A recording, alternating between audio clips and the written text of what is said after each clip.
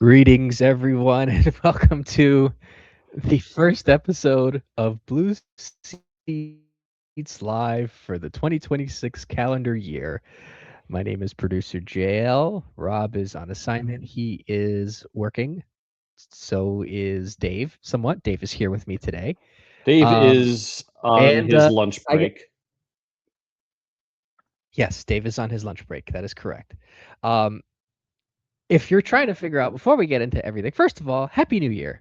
And it's great that we're able to go into the calendar year alive and somewhat breathing, and getting to watch our favorite hockey team, the New York Rangers, even though they, basically want us to pull our own hairs out.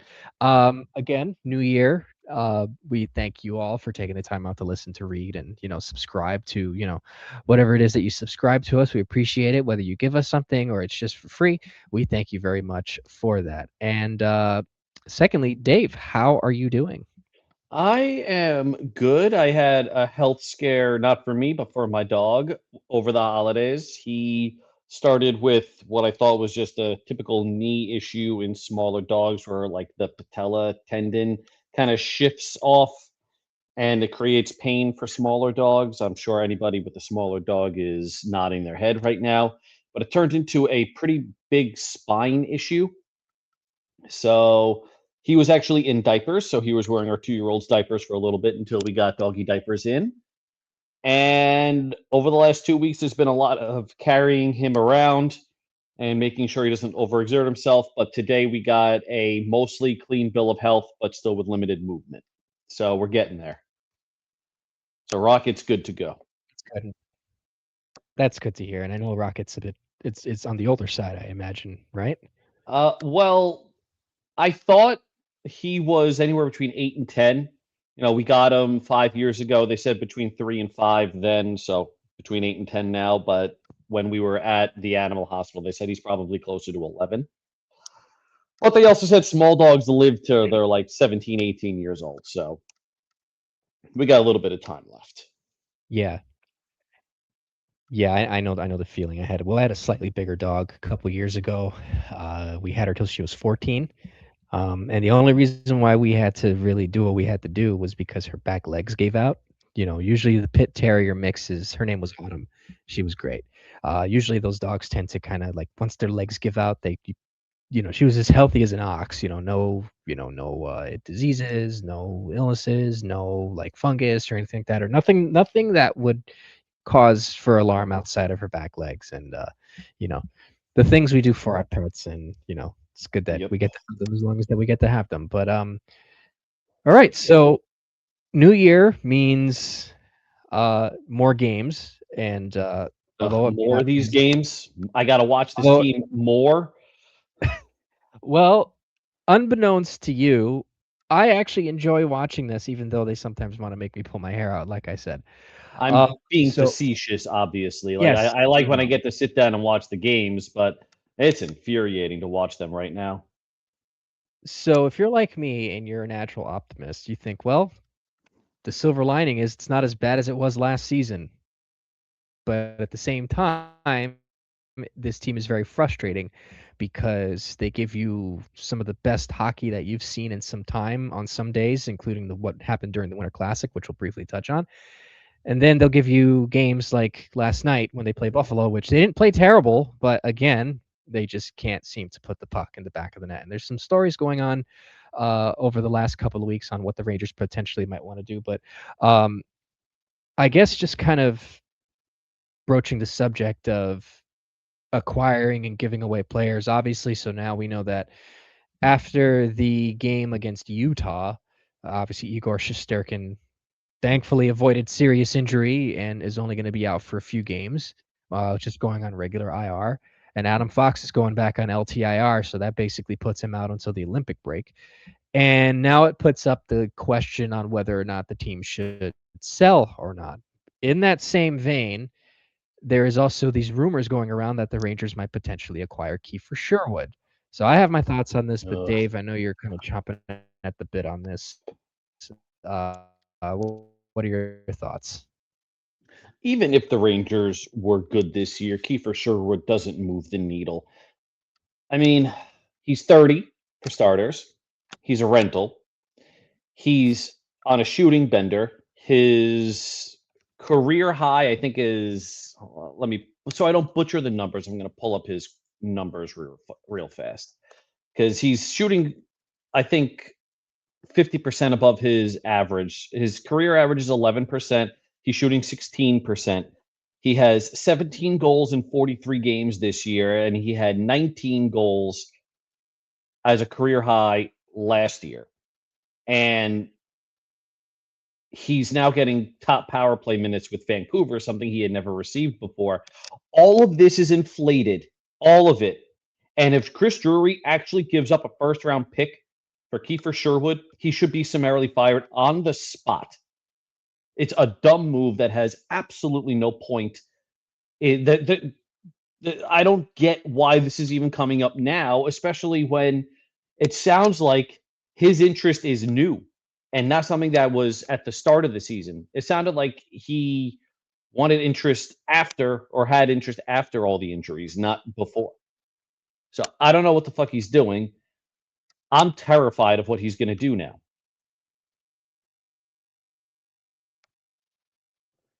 Well, I'll say this. I was looking at his contract. He's making 1.5 this year, and I think he's a free agent after the season. He is. He's a So rental. I would say, okay, so I guess to kind of put two and two together. Knowing how Chris Drury is, I'm not trying to invalidate anybody's thoughts when I say this, but it's more or less on directing your frustrations properly so that you can save yourself some grief. We all know that unless something drastic happens, and I say this in the chat all the time, if the Rangers are 2 to 5, maybe even 6 or 7 points out of a playoff spot, he's going to buy. Now, depending on how big he buys is a different story. Or maybe he may do something what he did similar to last season is where he still kind of bought, which was JT Miller, and then kind of trade away young assets for futures or gave away anybody that's on expiring deals, which I think honestly might end up being the thing that he does, which kind of echoes similar to potentially acquiring Kiefer Sherwood. But the difference is that Kiefer Sherwood's a free agent, and JT Miller was under contract, which obviously the return for that was a bit more.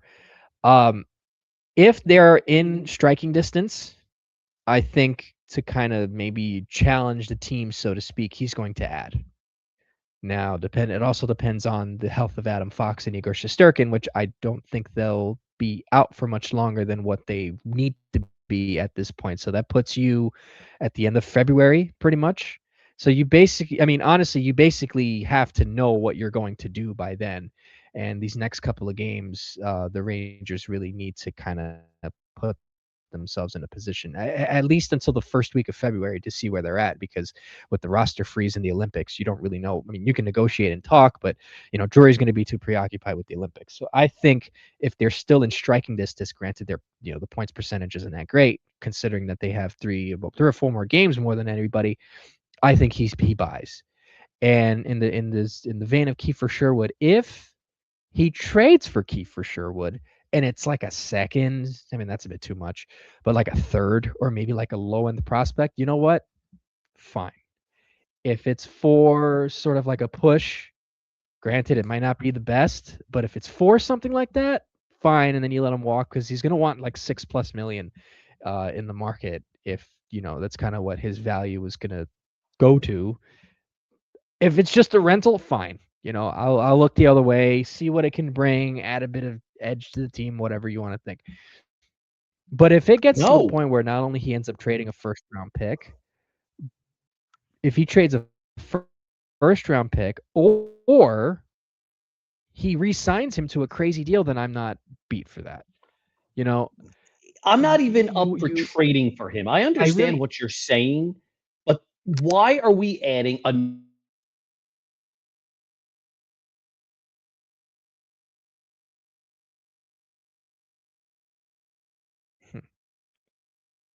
I mean, see, I'm trying to like rationalize it.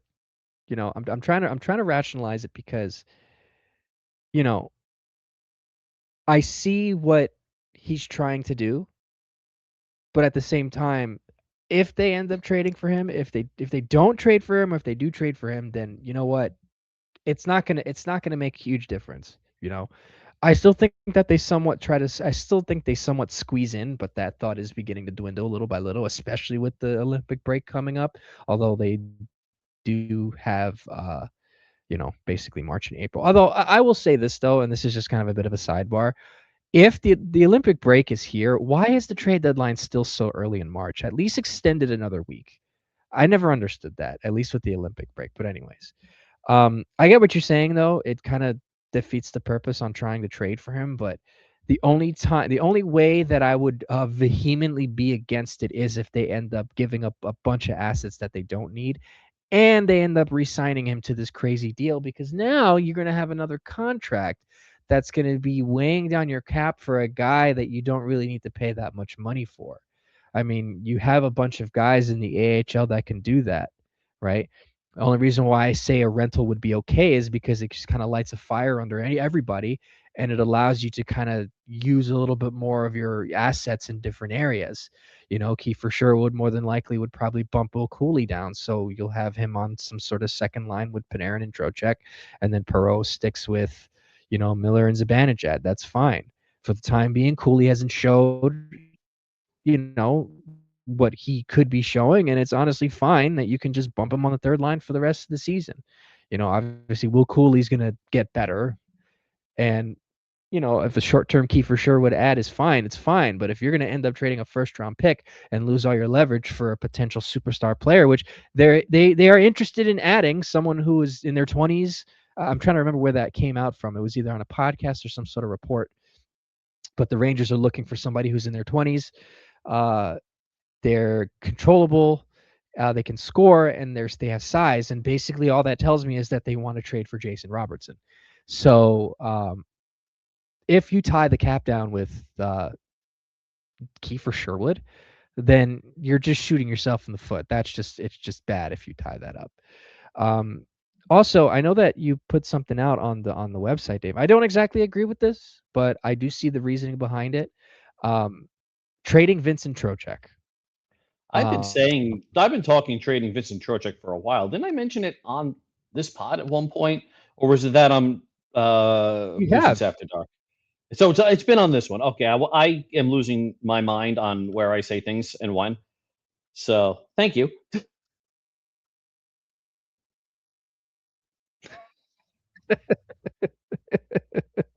Fair enough. Uh, did you have anything on Trocheck, or do you want me to go into why I think it makes sense to trade him? Oh no, go ahead. I'm Oh, teeing you up for that. I'll have my thoughts after. I'm teeing you up for that. all right. I mean, I wrote on it, so give me all your clicks, please.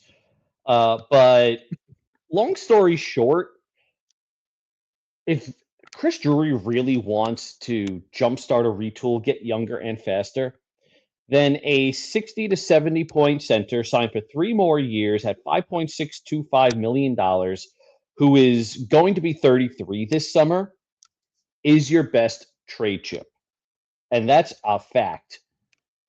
So Trocheck can bring back a great return from a contender who, say, doesn't want to deal with growing pains of one of their prospects that has high potential. They don't want to deal with the growing pains.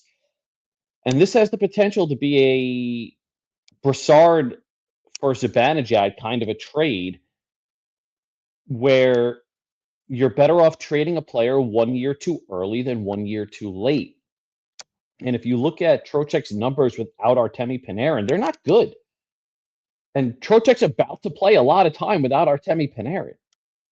So just do it while you can. I'm not saying trade him for nothing or trade him for futures, but if somebody calls and offers a good price for Trocheck, you have to make the trade.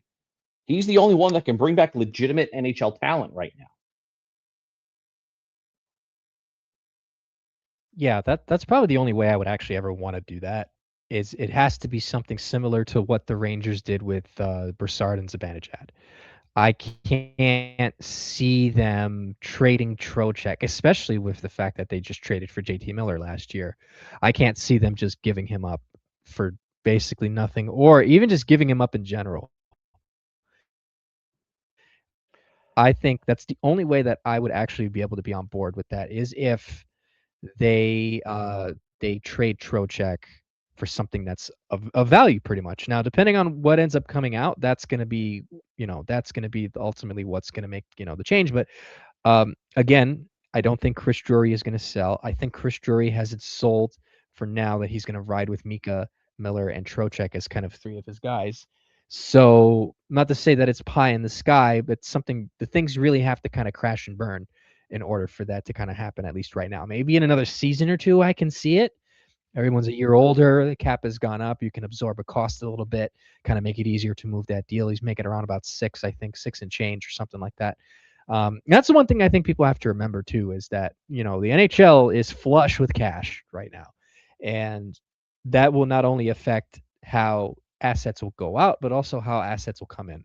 And I think that with not only with the way that certain players are producing, um, but with the cap going up, teams are going to be willing to take bigger gambles and can afford it under their cap. So, with what the Rangers have, they're not in the worst situation known to man. They kind of got out of that over the last couple of years. Um, so they seem to be, somewhat in a pretty decent shape. And I will also say that this is something that you've said, and also Rob has said too. This is not the final iteration of what this roster could potentially be. I know that James Dolan went on WFAN to talk about, mainly the Knicks, but they did, thankfully asks him some questions about the Rangers, and he said that things don't happen overnight. And look, as critical of James Dolan as I am, he's not wrong about that. This will take time, and I know that he's not the most perfect owner. We all have our gripes with him and the stories and all that, but it's like I've told people privately, and also I've even said it on here. But I don't trust Chris Drury fully. Why I'm being so, I guess, patient with it is primarily because of Mike Sullivan. I want to see how much of an influence Mike Sullivan has on Chris Drury for him to either make the right move or Chris Drury is just this egomaniac that's just going to do his thing his own way. Chris Drury, for the years that he's been here, has not had his guy. He's finally had his guy. Are things great right now? Absolutely not. I'm not going to sit here and be blind to the fact that the team is not playing as well as it should. But it's not final. I can't get so upset with the fact that it's first year. They're still trying to figure things out. They do play somewhat better than they did last season, but the puck's just not going to the back of the net. I want to see what happens. And also, the team's been hurt. So I want to see what happens with a fully healthy Rangers team that has somebody who can score more than Artemi Panarin or someone that can fit the system. And from there, then I'll be able to make a determination on whether or not this is really something that's going to be fulfilling or something that's going to be good or whatever. That's how I have to see it right now. And I'm not trying to invalidate anybody who's upset right now. Listen, you think I was there Monday night against the Mammoth, and I was on the Winter Classic high. You think I'm happy that I got to see an overtime loss because Artemi Panarin and Vladislav Gavrikov don't know what it is to move a puck out of the zone? No, of course not. But I can't sit and stew the whole time because it is a work in progress. But anyways, just quickly, we'll touch on the Winter Classic and then we'll get into the questions. I guess Dave, just real quickly, your thoughts on that game and just kind of kind of summing up on the performances and how it relates to what could potentially happen going forward. I don't understand this team.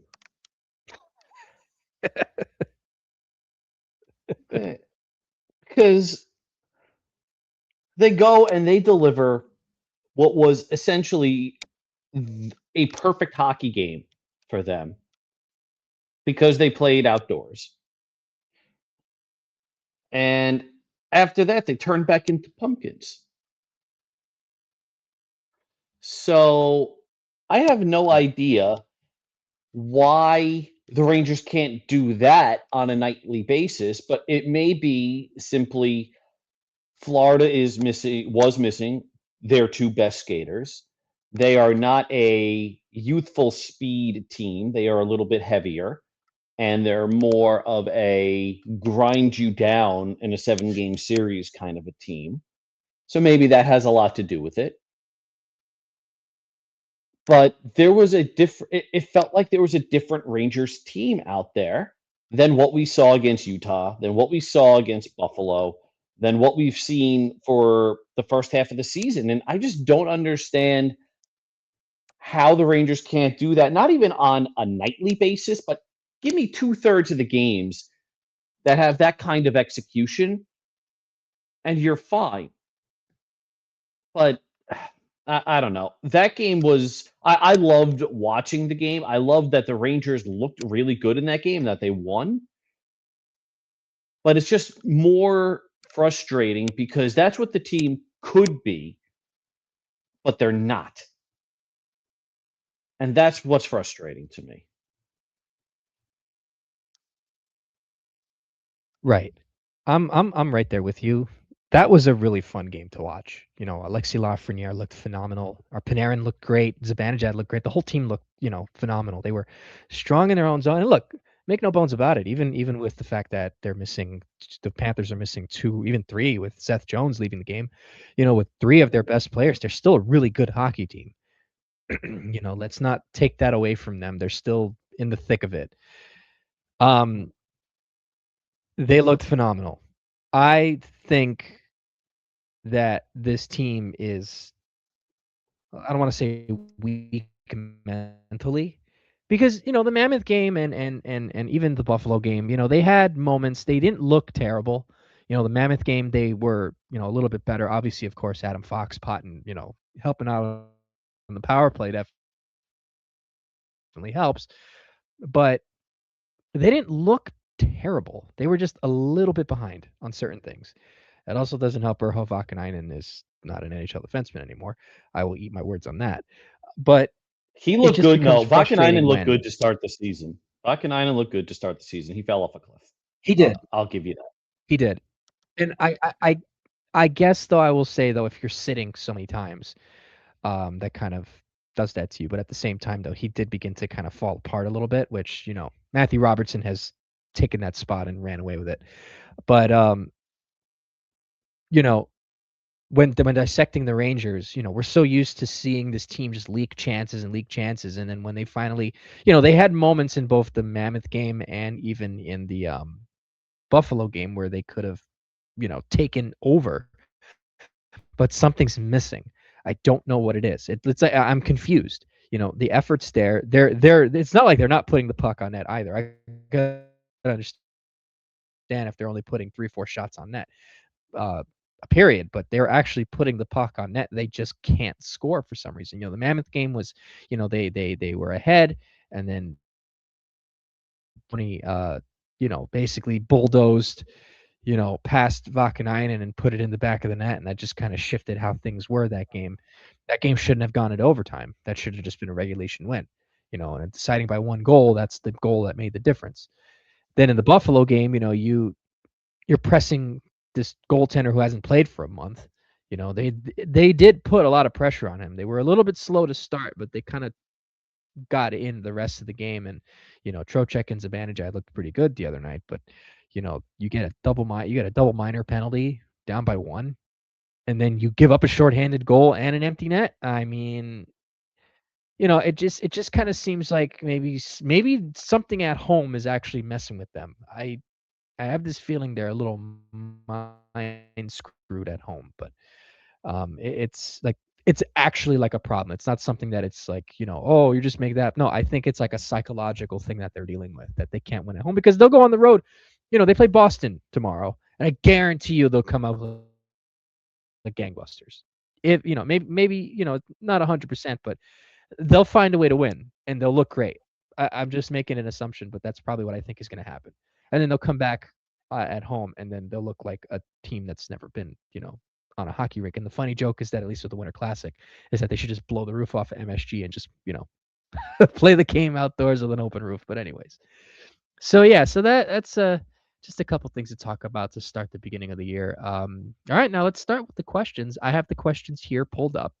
So thank you again for everybody taking the time out to send us questions. We didn't get the post on Blue Sky. It's been pretty busy for all of us. Dave with what he was dealing with. I know Rob is dealing with a lot as well, and same for me. We all got these things going on. So we apologize. I apologize at least in advance for not putting it out on socials, but we will definitely do that more going forward throughout the calendar year in 2026. All right, so we're going to jump right into questions. And so the first question that we are posted with comes from Telly8888. And they ask, at this point, why are we playing older AHL players? Doesn't it make sense to see what you have in Othmann, Berard, Morrow, and Perreault in top 6 to 9 minutes? We let Sheary play 40 games with 1 goal in top 6 minutes. I wish I had an answer to that question. I really do, because there is no reason to have Justin Dowling or an Anton Bleed up right now. I'm going to ignore the Connor Sheary aspect of this because Connor Sheary was fine. But listen, Morrow's back.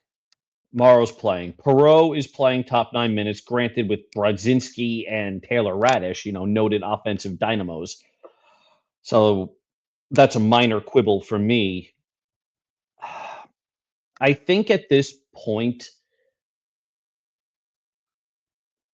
the Rangers are trying to thread an impossibly small needle of developing the kids while not fully tanking the season, even though they're in last place, and trying to quote unquote showcase some guys that may or may not be traded, like Taylor Radish, for example.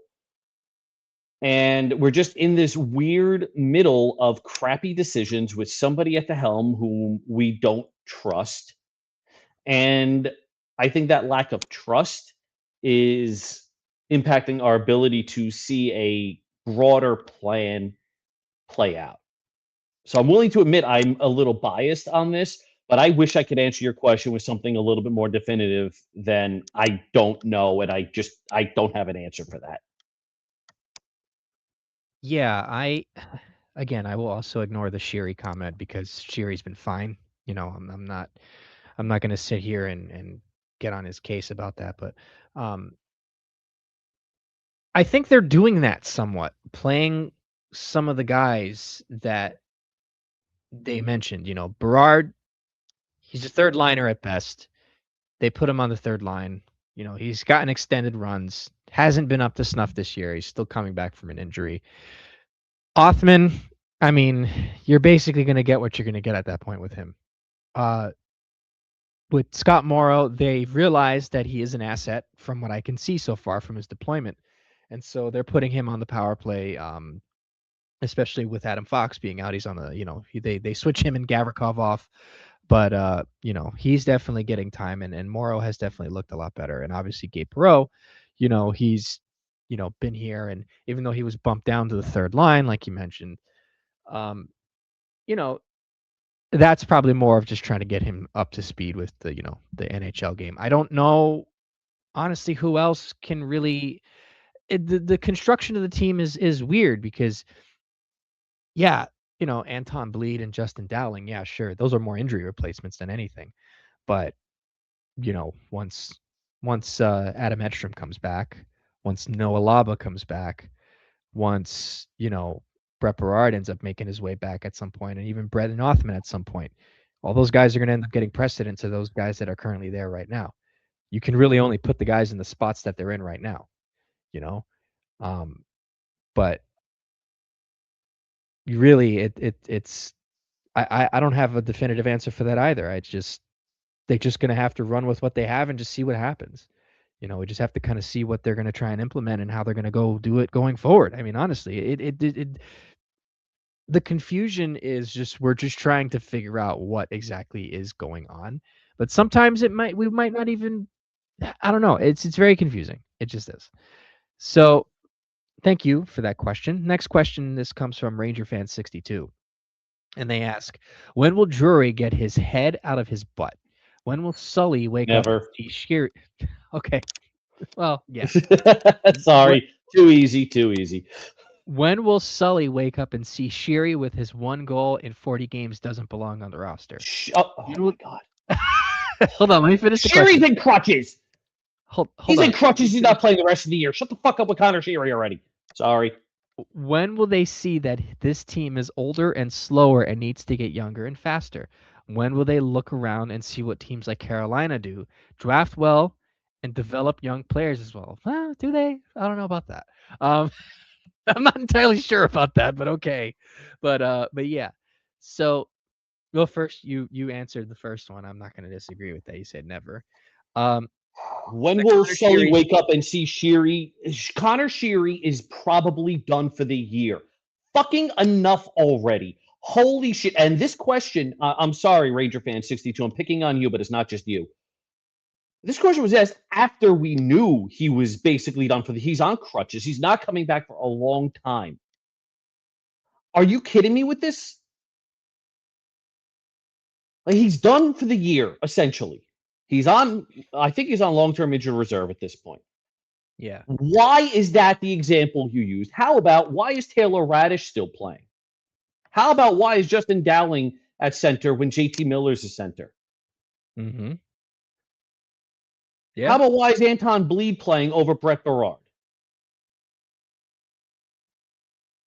Like those are questions. You make yourself out to be a troll without a legitimate question when you add things like this about Connor Sheary. And I know I'm picking on Ranger Fan 62 here, but it's not just this person. I see this on Blue Sky. I see this in the comments regularly. I see this everywhere. Pick the battle that you need to fight. Connor Sheary's not the battle you need to fight, especially since he's on crutches. He's not traveling with a team. He's not practicing. He's not playing. Enough. Sounds like Dave is yelling at the kids. Oh man. No, but I agree though. I do. I agree. It's kind of unfair. And honestly, Sully wasn't afraid to scratch him when he was healthy. So that kind of it's a moot point. I think with Taylor Radish, I think at this point he's probably just here because he's a healthy body. I don't think he was afraid to scratch Radish either. Mind you, Taylor Radish does have a hat trick this year, and he does have a couple of multi-goal games. But at the same time, though, it's like, you know, he's just kind of taking up space at this point. Although I don't agree with it. I see why they think he's a valuable asset, Taylor Radish. But I think that uh, he should be more of who people should be going after. Justin Dowling won't be here once people get healthy. Anton Bleed won't be here when people get healthy. I will say this about Anton Bleed, though. Um, on the 2 games I've seen him play so far this year, at least in Sullivan's system, he is a bit of a high energy guy. I think it wouldn't be the worst thing in the world if he was a spare, but not as someone to rely on, of course. Obviously, once, Noah Laba comes back, things will definitely change, of course, in that front. And yes, I think they know this team is older and slower. I think when it comes to adding speed, I think they want to add speed to the wings, if I'm thinking about it. But also too, it's sometimes not always about speed. I think Drury's trying to follow the Vegas, Florida model where, they're not the fastest teams in the world, but they will defend the crap out of you and will forecheck you to death, I think is what he's attempting to go for. Now, I know we like to get on JT Miller and all this stuff like that, but when everybody's healthy, it's not a terrible team. It's really not. I think it was at 11 games that the team was healthy for with everybody at full, at full capacity. And I think they were at 7-4-1, I think it was. So we haven't really seen the team, fully operating healthy for an extended period of time. And then when will they look around and see what teams like Carolina do in developing, draft well and develop young players well? Well, I'm not sure about that. I'm honestly not. I don't think there's anybody that's outside of Seth Jarvis, and would Jackson Blake count as part of that, Dave? I'm not sure. But Jackson Blake, yeah, that would count. Okay, so I think outside of Jackson Blake and Seth Jarvis, I wouldn't exactly call them a team that's sort of, this burning ground for youth. I mean, yeah, you got Sebastian Aho, he's, been there forever. Andrei Svechnikov, he's also been there forever, hasn't really turned out to the way that he's supposed to be. I don't know. Carolina is a system team that they've just somehow managed to find out players that can fit in the system. But also, I think they're a bunch of frauds. They'll throw a ton of shots on goal, and they're just kind of chucking it there and see what happens. I think if you want to talk about developing young players, Tampa Bay does a pretty decent job, or did a pretty decent job for a very long time doing that. Just trying to think of a few other teams. I know Boston, well, they're not really up there. There is one more team I'm trying to think of, and I can't think of it, and I'll try to remember it. But Carolina, I don't think San Jose is doing a pretty good job with it. I'll say that much. A lot of the young guys seem to be kind of coming out, but they also Anaheim too is doing a good job. Anaheim too. Philadelphia hasn't done a terrible job as well with their prospects as well. That's going to be Michkov, who they're not playing in a top six. Michkov is basically getting the Gabe Perreault treatment right now, and Michkov is far better than Perreault. Yeah. Oh, Philly doesn't want him. We'll take him. But you know what? I will gladly send them Vincent Trocheck for Michkov. Yeah. Hey, I'd do it. Shoot, revitalize his career a little bit. Carolina's a bad example. Philly, even Colorado to somewhat of a degree, is doing somewhat well in that regard. All right, next question. This comes from Midline Shift. What Ranger rival, player, or team do you hate the most, and why? Ooh. You know what? I'm going to say the Devils. The Rangers and Devils have, for the most part, been good when each other is good, except for the Rangers' dark ages. They've been bad when both teams have been bad, and they seem to operate cyclically. Cyclically? I think that's the word. Like that. And I do think it's hilarious that 5 years ago, we were arguing which team is doing it better, the Rangers or the Devils? Which team is rebuilding better? And then in 2025, 2026, we're in the exact same spot. Which team is in desperate need of an overhaul more? The Devils or the Rangers? Which team has the worst contracts? The Devils or the Rangers? And it's just really funny to me that as the Rangers were doing their rebuild, everybody was criticizing them and praising the Devils. And now, as both teams are shells of their former selves, people are criticizing the Devils and are somewhat hopeful Drury can thread that proverbial needle to get the Rangers to be better. It's just funny how that works. Yeah. No, I agree with you on that. And my answer is also the Devils too. Being that I live in New Jersey, I'm surrounded by them. They are probably some of the most annoying, uneducated class. I want to say classes, not all of them, because I know a lot of Devils fans personally, but it's a stupid fan base. It's not only is it a dumb fan base, but I'm happy that they're bad because of what you said. Everybody was getting on the Rangers case. Oh, the Rangers rebuild this, and that, and the fourth. But let me tell you something. I'm Fireman Ed. It's a good In Living Color reference that like 3 people will get. The Rangers went to 2 conference finals. They did. You can't. Yeah, they did.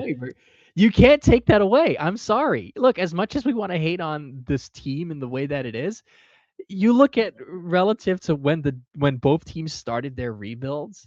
And up until right now, yeah, we can talk about how it's a failure and they didn't win a Stanley Cup.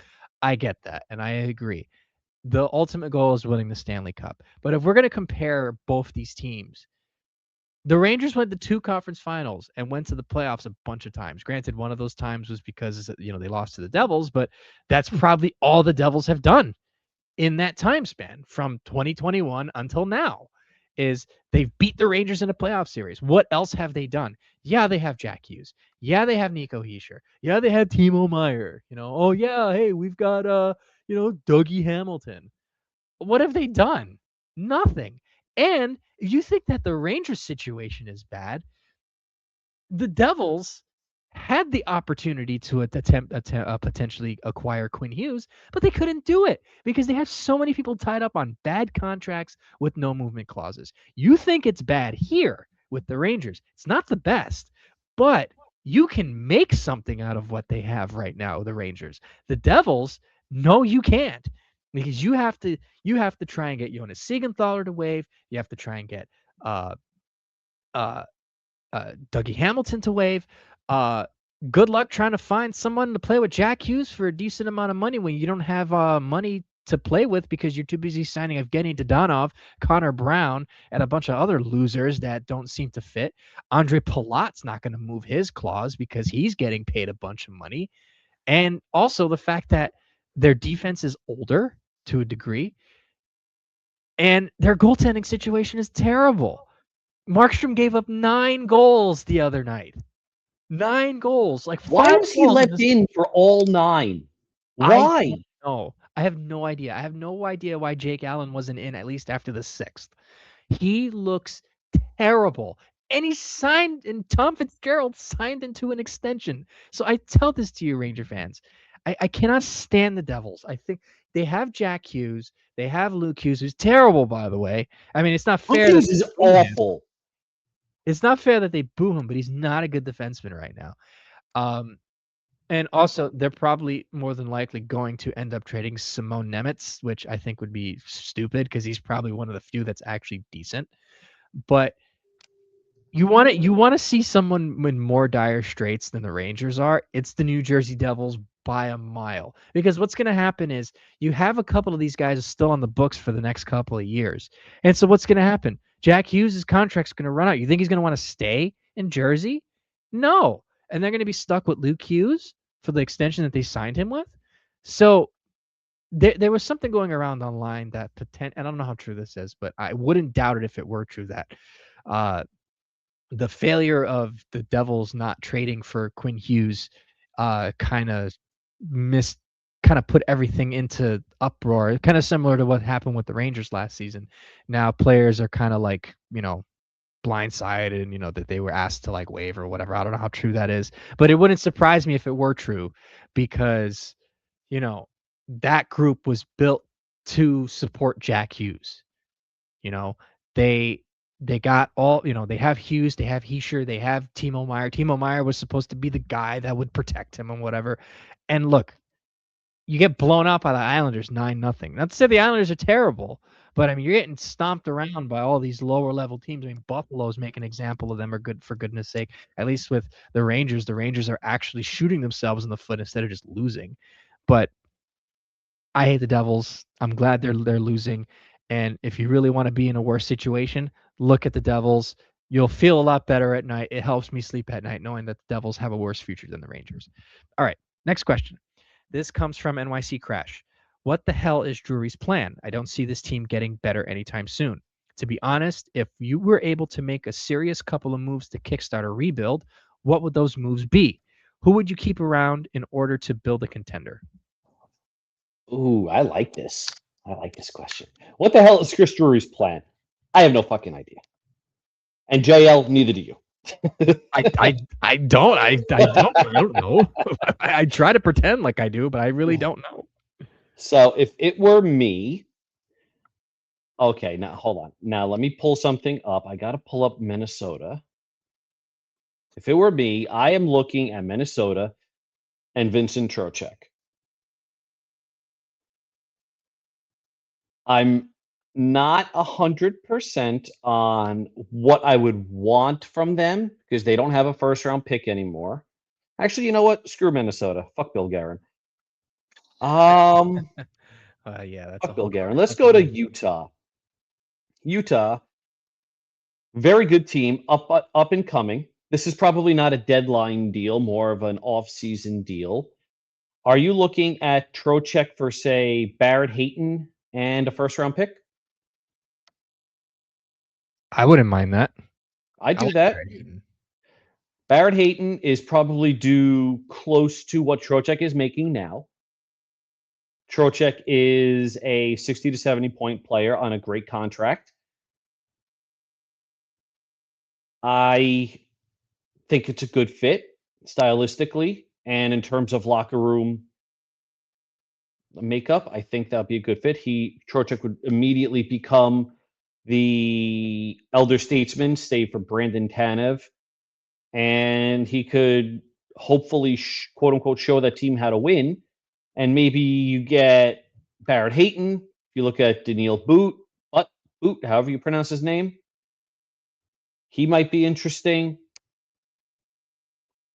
I would look at Utah and see if that's a place that is on Trocheck's currently 12 team, soon to be 10 team, no trade clause.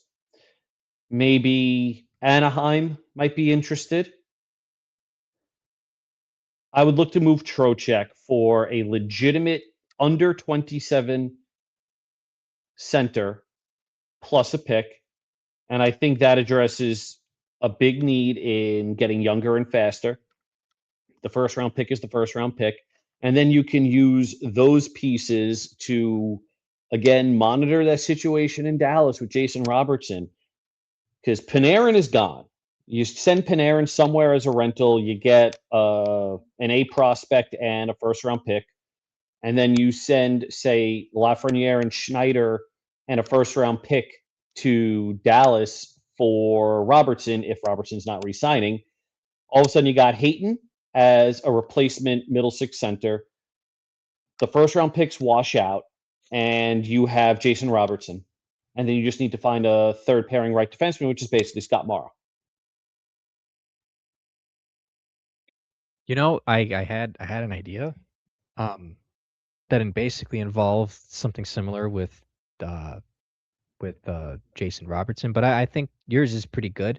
What I was going to say is and this would probably only be for like the next year or two. I probably wouldn't trade with Anaheim because I don't really know. They're not trading Mason McTavish, of course. That's not happening.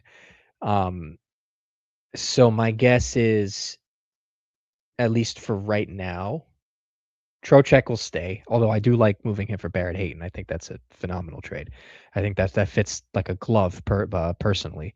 Panarin. I think Panarin would go for a first, and maybe you trade him for a first and kind of like a depth winger. And then from I can't figure out which team would take him though. That will come up as the season goes on.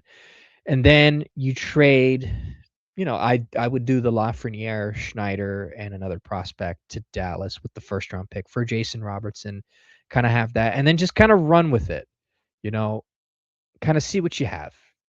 That would be the opportunity to kind of say, all right, well, Robertson will be on a first line. He replaces Panarin, Perreault, Othman, or maybe Othman ends up going in a trade too. That ends up bringing something back for maybe a defenseman or a draft pick. I think they're set with defense. Although it would have been nice for them to, it was never going to happen, but it would have been pretty cool if you had Adam Fox and Quinn Hughes as your first pair, or at least as, split them up into two. But obviously it's not going to happen. But find a speedy winger that you could potentially trade Othman for, or even Panarin, or it's someone who's just quick, and then just kind of run it with what you have now. Obviously, in the offseason, Carson and Soucy won't be here, so you can find another person to fill that spot. But I really do like what you would put. Again, what's Drury's plan? I don't know. I try to guess on what he's doing, but over the last season and a half, I have no idea. I really don't. The only thing I can say is he's just trying to build a team similar to the Panthers. That's all I can tell you. So We are a copycat league, so trying to build a team like the yes, Panthers is what Drury's trying to do. You know what? That's a very good way of putting it. Trying to build a team like the Panthers, but the problem is he's not doing it. He's actually doing a really shitty job at it. My disdain for the way Drury is handling things is starting to boil over. But I just want to look at Florida's roster. And keep in mind, they obviously have been to 3 Cup finals, won 2 of them. Outside of Brad Marchand, who is 37 years old, and assuming we're including both Barkov and Kachuk, without looking, how many forwards over the age of 30 do they have? Don't look. How many forwards? no, I'm not looking. I'm probably gonna say 5 or 6. Okay, over the age of 30. So I'll include anybody who's 32, just because they're technically over. Sam Reinhart is 30. Carter Verhaeghe is 30. We're skipping Brad Marchand. Evan Rodriguez is 32. Sam Bennett. Sam Bennett is 29. You you can could- throw it in there. You could throw it in. It's close No. enough. Hold Close on. enough. His birthday is not until the end of the season. So this is his age 29 season. Okay, all right. I'm not fine. rounding up on that. Okay, fine. That, and then Barkov is 30. And Thomas Nosek is 33, but he's a depth player. That doesn't really matter. 4 key guys that are forwards are over the age of 30. Compare that to the Rangers. How many key guys are over 30? Everyone? Panarin, Mika, Miller, Trocheck. Those are the key guys. That's 4. But they're the key guys. Yeah. So it's the same thing. Okay, sorry. Yes, you're right. You're right. Sorry. It's My the same brain thing. is my brain is not braining. Sorry, my brain is not braining. Okay. So you wanna Panarin know what- 34, Zibanejad 32, Miller 32, turning 33 in March. Mika, I think Mika's not till April end of the season. Mika's not- Trocheck is turning Mika's gonna be 33 end of the 33. season. Yeah. And then the other guys over, Sam Carrick is great. I love Sam Carrick. Well, Sam Carrick's also not a key guy. He's a No, role he's player, not. so it doesn't- He's no. not. So you're He's right great. there. Carrick though I like because he's your perfect fourth line wing. Your perfect line. See, my brain's not braining either. He's the perfect fourth line center. Like you ride that out the rest of his contract. You trade. Well, if you get offered a first round pick, you trade Sam Carrick for a first round pick. Oh well, of course. That goes. Kiefer Sherwood's going to get a first round pick. Why can't Sam Carrick? He's a center. Well, I fucking hate Drury.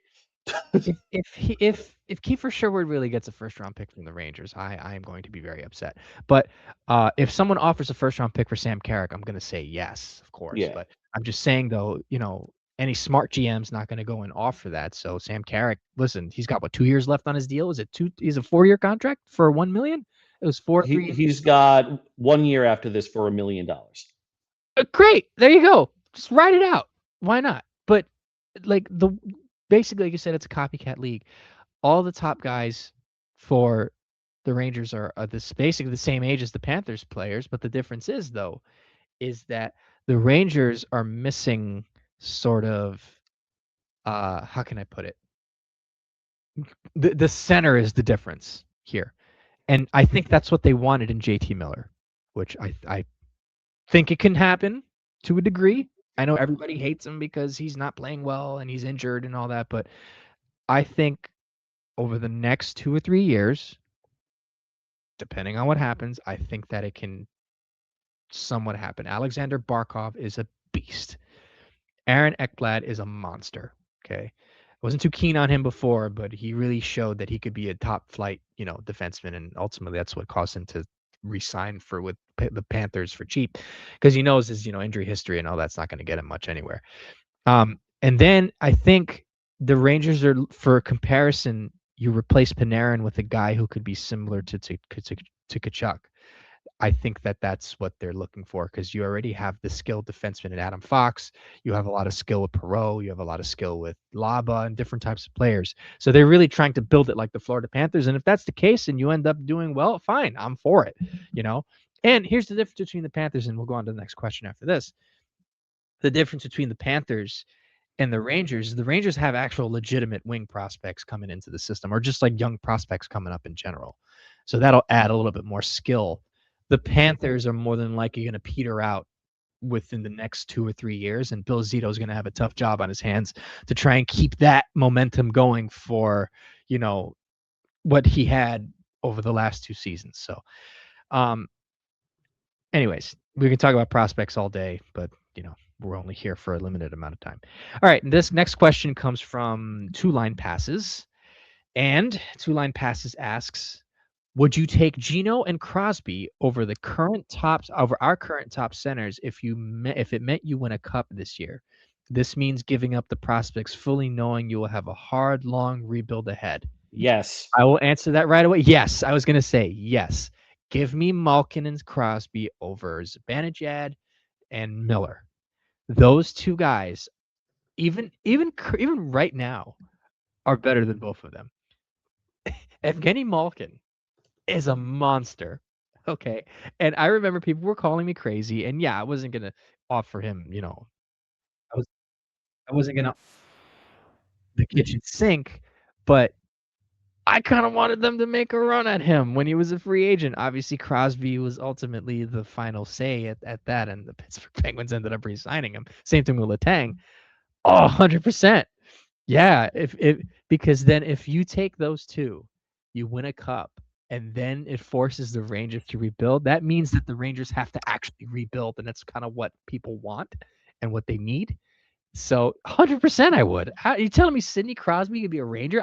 The day that ever happened, I would be the first one in line to get that jersey, and I know he'd be captain, and I would get that C right away. I would have that I would get it in all different colors, blue, white, alternate. I would get that Crosby jersey, and I would parade around Pittsburgh with it. Oh yeah. I think JL got a little excited. Because you know why? Something in me. Okay. So I have this sort of pie in the sky idea. So the Rangers hired Mike Sullivan, okay, and him and Crosby are pretty well acquainted. They won 2 cups with each other. So I have this thing. I don't know. I can't remember how much Crosby is signed for, but I think within the next year or two, depending on what happens with Connor McDavid, depending on where the Rangers are at a certain point, and obviously the Penguins are playing a lot better now.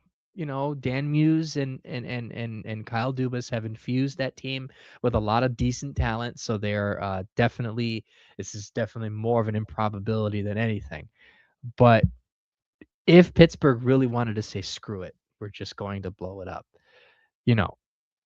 I think if the Rangers were still in a position with the next year or two, and also depending on what happens with McDavid, where they want to end up adding something, I think Sidney Crosby's the perfect target. I think so. I would give up a first for it because of the fact that it's Sidney Crosby. You don't get guys like that are even at his age. He's going to be he's probably close to 40 right now. I forgot how old he is, but definitely close to 40. He probably is 40. Yeah, I'd take a 42-year-old Sidney Crosby over Mika Zibanejad right now. Absolutely. Kidding me? The guy's got like all the skill in the world. You could see him. I've seen him play in person numerous times. I've gone to plenty of Rangers Penguins games. Him, McDavid, and McKinnon are 3 guys that I can say when I'm watching in person, I'm like on the edge of my seat, not literally, but figuratively, and sometimes literally, because I think that the second that they do something with the puck, it's going in the back of the net. 100% I would do that. All right. We have a couple of more questions, so let's try to speed We through could this skip the here. replies to some of the questions. Yeah, I'm not going to read the replies. Yeah, we do read your replies, but if they're not asking questions, we won't read them. Mr. Whiskers asks, Boone Jenner versus Kiefer Sherwood, which would you rather spend the first round pick on? None. Ooh. So neither is not an answer. You have to pick one. Okay, if I had to pick, that's tough, man, because I just spent the whole 20 minutes just saying that I don't want to spend the first for Kiefer Sherwood. Honestly, if I had to, I'd probably pick Boone Jenner because he can play both center and wing. He's got a lot. He's got skill. He's tough. He's not going to score you 80 goals, but he can get into the dirty areas. It'd probably have to be Boone Jenner if I was crazy enough to have to do that. So Boone Jenner is objectively the better player. However, I am going to say Kiefer Sherwood, and there's a reason for this.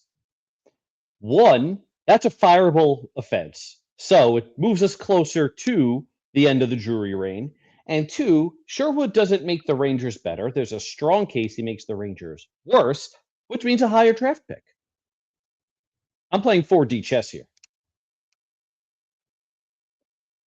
So you're basically trying to get him fired.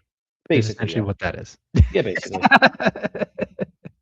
I'm done at this point. I've been trying to do some kind of optimism with Drury and his moves for a long time.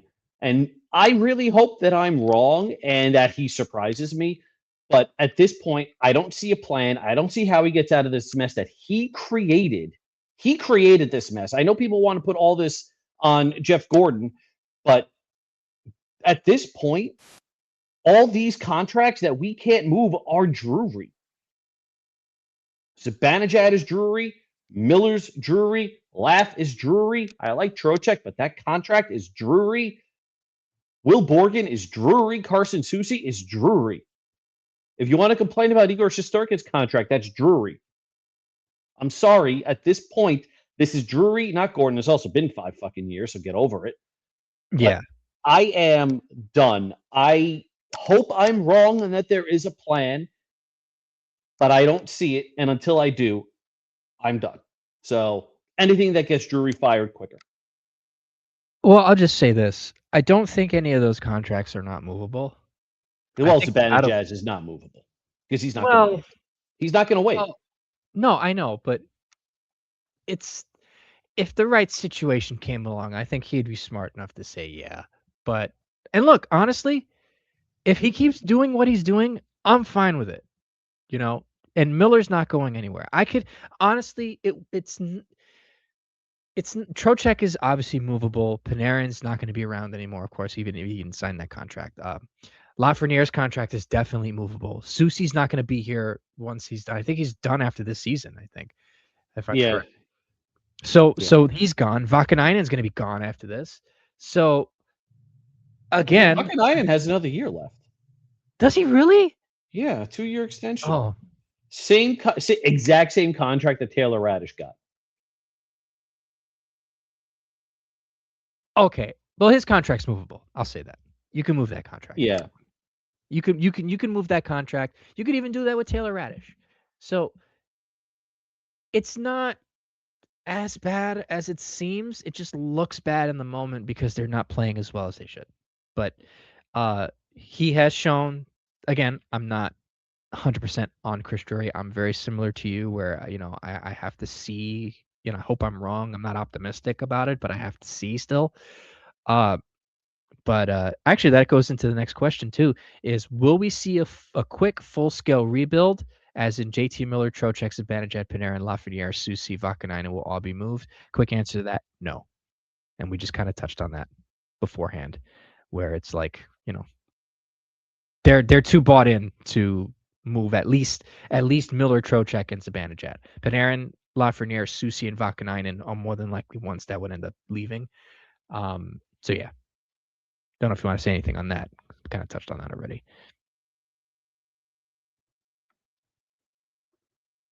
All right, I guess not. Oh, sorry. I got a work email. I had to read it. You want to repeat that? Give me a break, dude. No, basically, No, you're good. No, no. Basically, Mr. Whiskers also asked if there will be a quick full scale rebuild, saying Miller, Trocheck, Zibanejad, Panarin, Lafreniere, Susi, and Valkonen will all be moved. No, I no. basically said no because they're gonna ride it out with at least the first three. So Miller is staying. Zibanejad is staying. Uh, uh, Panarin, I see getting traded. Susi, I see being traded those two, I mean, this year. I don't see Vakanainen getting moved because Susi's getting traded and the Rangers need bodies. Trocheck, yeah, I that's true. think, is a wild card. If Drury gets blown over, I think he has to take a deal. If Drury says Trocheck's untouchable, then somebody needs to go like steal a cell phone or some shit and get into that WhatsApp group and just start moving everybody. Yeah, I don't disagree. All right, next question. This comes from Spozo, and Spozo asks, "Was it a coincidence that they shut down Fox 3 days after his Olympic snub? Did Sullivan and Drury know his knee wasn't 100%?" I No, don't I think think he I just think it's a coincidence because didn't they say he went hard into the boards in the last shift against Utah? Yeah, he did. He went hard. Yeah, I saw it. Yeah, he went hard into the boards. I remember that because I had to recall. I was asking myself why was Gavrikov out there and not Fox? And I'm thinking, well, Fox Mm, had played in the third, and then I saw him get hit or went into the boards, and then he just wasn't there anymore. Like this was all processing as I was walking down the stairs that night. Um, no, it's not on purpose. He's legitimately hurt. Like the knee was not. He was healthy enough to play, but I think that sort of kind of just triggered something that they just want to be safe with. He honestly, I feel like Adam Fox could probably play, but I think they're trying to play it safe with that. Um, I will say though that him being injured definitely puts him out of being a replacement, which I was kind of hoping would happen, being that Seth Jones is probably going to be out of the Olympics, depending on what happens over the next couple of weeks, because he hasn't been back since. I'm So, convinced Fox did that on purpose because it was a you think Fox so? shot. No, obviously not. But it's just hilarious that a Fox shot gets up high on Jones, the guy that is supposedly that Guerin chose over Fox, and all of a sudden Seth Jones isn't going to play for a while, He's and then dead. Fox goes and Yeah, destroys his knee again on the destroy. boards. Yeah. Well, if it was on purpose, things come back to bite you. But all right, I just think it's this funny. next, yeah, it is. It's hilarious. All right, this next question comes from RJEY, RJCY. Sorry, I'm going blind here. And RJCY asks, do you see or have you seen any cognizable plan, short term, midterm, or long term, for the New York Rangers regarding personnel? No. I mean, I've we could been think of very one. adamant on this. I can pretend like I know what he's doing. I don't. I have no idea. Yeah. Again, I will revert back to they're trying to build a team like the Panthers, or you could even say Vegas. That's they've been successful over the last couple of years. They're trying to build it in that vein. And I think when you look at, especially when they traded for Carson Soucy, I knew exactly what he was trying to do with that. Because think about it, why are you trading for Carson Soucy when you had already just traded for Calvin DeHaan, right? Which great name, by the way. Talk about pulling one out of a hat. Uh, they had just traded for Calvin DeHaan.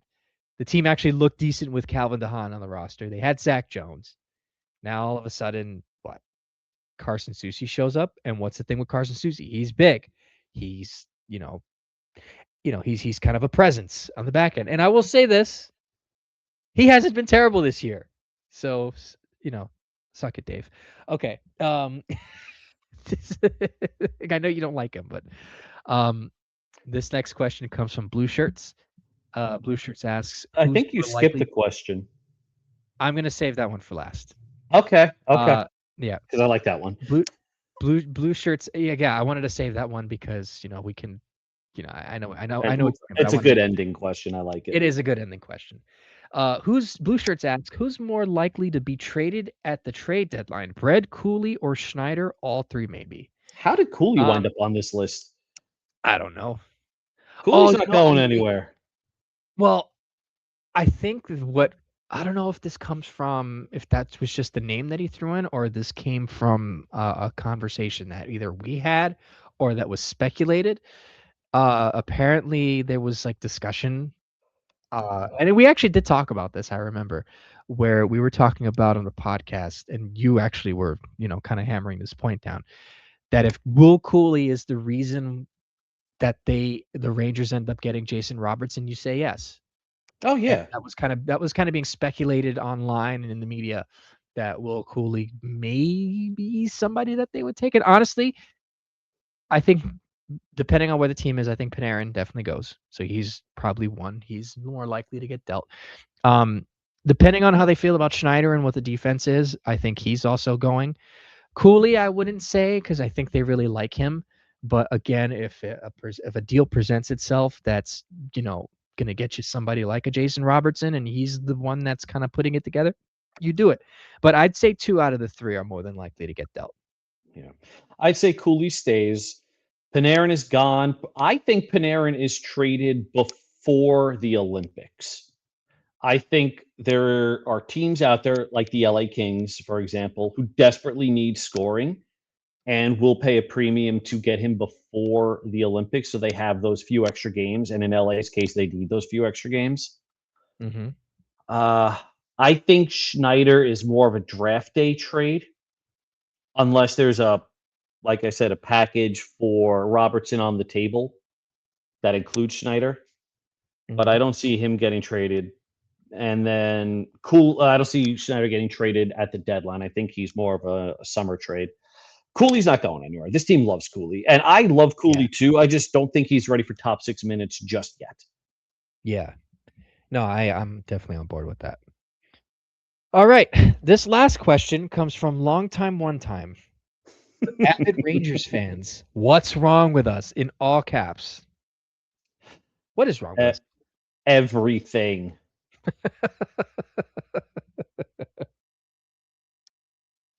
You read a question live on this podcast, and I was just not answering it. I had no idea you even asked me a question.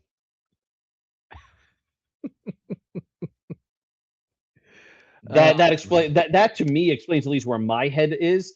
I am getting pulled in 97,000 different directions, and unfortunately, the Rangers are pulling me in 96,000 of those directions because I have no fucking idea what they're doing. Yeah, that checks out. I will say this, okay? In defense of us crazy Ranger fans, right? Things haven't been great over the last 2 seasons, I'll say, because 3 seasons ago was pretty good, right? It hasn't been the worst, but it also hasn't been the best, right? We've got a very storied history, granted, not many championships that we can brag about, but still one of the premier marquee teams that players always want to go to at some point in their careers. Okay, cool. I like that. We have our issues, yes. Are we perfect? No. Right? But at the end of the day, you can wake up in the morning and say that you're a fan of the New York Rangers because you know why? There are people that wake up and say, I root for the Jersey Devils, or I root for the Philadelphia Flyers, or I root for the New York Islanders. And what have any of those loser teams done over the last couple of years? Nothing. What have they done? Nothing. I root for the Pittsburgh Penguins. Mind you, I love the city of Pittsburgh, cannot stand the hockey team. What do those people get to do? Oh, outside of the Penguins who've had success with color TV to a degree. What has any of our close local rivals have done? The Washington Capitals, okay, they had that cup with Ovechkin, back when I was in my early 20s. Okay, cool. All right. I love being a Ranger fan. I do. I live in New Jersey. I'm from New York. I live in New Jersey. I love being a Ranger fan. I love going to the Garden. You know how cool it is to say that you go to Madison Square Garden to see games, even if you only go a handful of times. You know how cool that is. You ever been to other teams' arenas before? I've gone to a few teams' arenas, right? I think the only one that I could probably say would beat MSG is the Bell Center. That's it. But I've been to Chicago, I've been to DC, I've been to Pittsburgh, Philadelphia, even New Jersey, uh, Islanders, you name it. Nothing is like going to the Garden. So yeah, what's wrong with us? A lot of things. But you know what? At the end of the day, it could be worse. It could be really, really worse. I love You ever being see a game in Boston? Yes, I've seen a game in Boston too. TD It was Garden is a unbelievable. good arena. I like TD TD Garden, Garden. TD Garden is a very good arena too. I forgot to mention that. Went to go see them in 2022. The bar But at scene the end of around the there day, is really good too, actually. no, actually, no. Downtown Boston's actually really nice. Yeah. If you're anything but if you're not wearing any Yankee gear, nobody bothers you. You know. Yeah, that's very true. I walked around with my Mets Max Scherzer jersey, and had a guy go. I think this is early April. Oh, no, this is April 22. While me and my buddy are walking downtown Boston, and the guy goes, "F the Yankees, go Mets, go Sox." I'm like, "Yeah, go Mets." You know. But again, to my point, TD Garden, very nice arena. PPG Paints, very nice arena. Wells Fargo, but it's the Xfinity Mobile Center now, whatever. Okay, it's It's in okay. Philadelphia, doesn't count. It's in Philadelphia. So, what other places consider the world's most famous arena? Even or Prudential Center. Come on, have you been to the Prudential Center? Yep. First of all, it's in the middle of downtown Newark. Okay, that's the one thing, right? It's a pit. Okay. Secondly, you go inside the arena, right? You ever and I'll end it with this. Or at least I'll end this question with this. The chicken tenders there are the worst. The food at the Prudential Center is terrible. Okay. It is you are better off getting food before you get in. At least at the Garden, if I was that hungry and I wanted to get something decent, yeah, it's a little expensive, but I could go down to the first to the 100 section and get me a pretty decent sandwich, right? Something that'll be able to hold me over. It's good. If I go to the Prudential Center, that sandwich is going to give me cholera or give me gangrene or something like that. That's how bad the food is out there. So Ranger fans, we're not in the greatest situation right now, but you could have it way worse. And speaking of both just being a fan, but also just the team itself, because there are teams in worse situations than the Rangers right now.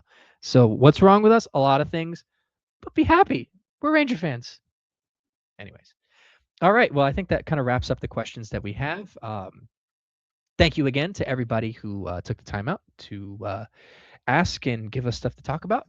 And I guess final thoughts. We'll pour Jerry Springer. Final thoughts, Dave. You know how it's funny when everybody goes, "Thanks, Obama," because everybody blamed Obama for everything, and now we just use it as a meme. Like, "Hey, I stubbed my toe. Thanks, Obama." You know that? Mm-hmm. Like, that's a real thing. So I think I'm gonna start. Thanks, Sheary. It's all Connor Sheary's fault. Oh man. I think I'm gonna do that. Like, my girls won't go to bed. Thanks, Sheary. Yeah, I think I'm gonna do that. I'm like thinking about how I can make this work now. You can't see the look on my face, but like the wheels are turning. I can hear the wheels turning, Dave. Yeah, I know. I need to oil them a little bit. But yeah, I see what you mean by that. So, and I guess a final thought for at least me with the Rangers is, again, I will say this. Me saying this doesn't mean that I'm happy with the state of the team currently, but I just want Ranger fans to know that at the end of the day, this team is obviously it's a step up from last season's team, but until Chris Drury really does something that cripples this team to the point where it's all gone to hell, we're not in the dark ages yet. We're not. We're not in Dark Ages 2.0. I hate seeing that thrown around because I feel like a lot of people don't really know, or at least we're too young. And granted, I was there for the back end of that, but I looked it up, of course, and I asked people things and whatnot. And the main takeaway that I would get from a lot of what went on during the Dark Ages, and you could probably corroborate this for me, was the fact that there was nobody in the wings to come in and fill in a spot, right? Granted, the high end skill is probably not where we'd want it to be organizationally outside of a Perot and maybe a Lafreniere in terms of youth, but you can get a couple of guys from Hartford that can fill in on potentially second line wing, third line wing, center kind of thing, who are young, who can be decent NHL players. Everybody that they had back in the day that was young, they either shipped off or disregarded. Mark Savard, Mike Knubel, Manny Malhotra, Michael Samuelson, excuse me. Who else? My gosh, I could go on forever. Matthias Nordstrom, Ian LaPerriere, Tony Amonte, Doug Waite, Todd Marchand, who totally underrated player, by the way, was big for those Oilers teams back in the day. Really fast guy. So they haven't done that yet. They haven't completely depleted the farm. It's not like Boston. Boston has no farm. They don't. There's a lot of teams with worse AHL farm teams than the Rangers.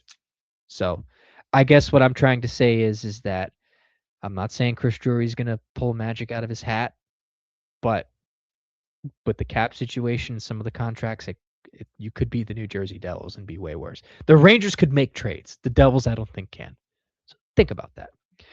All right, so I guess that puts a wrap on this podcast. Thank you, Dave, of course, for giving us the chance to do this, and thank you for listening, subscribing. Subscribe to the YouTube channel, give us a like and a subscribe. Hit that notification bell so you know whenever we put up an upload. If you're interested, subscribe to our Patreon. Dave has his Blue Seats After Dark, which is Patreon exclusive, and he also has articles that are also there as well. They're also exclusive, so feel free to check that out. But if not, just continue to check out what we have on YouTube and continue to read our stuff on the blog. And with that being said, we'll see you next week on Live for the Blue Seats. Blue Seats Live. That's what it's called, right? Yeah. Have a good day, everybody, and let's go Rangers.